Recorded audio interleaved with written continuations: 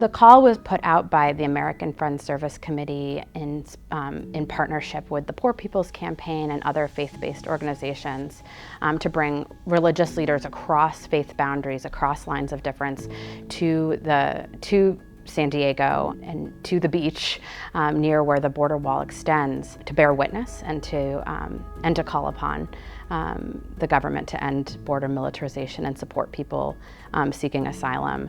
My first impression, having been to the area only a couple years before, was I was filled with sadness for this space that was before a meeting place, the joining of communities, of families, was now so heavily militarized.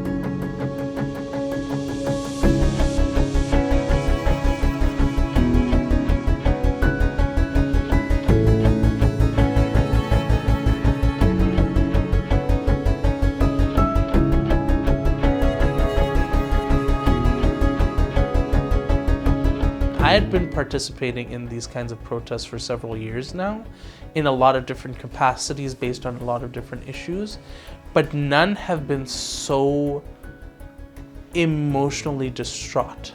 Looking at an officer who seems to be as engaged with me in the situation emotionally as I am, makes it very challenging and very skeptical for me to know what's going to happen next.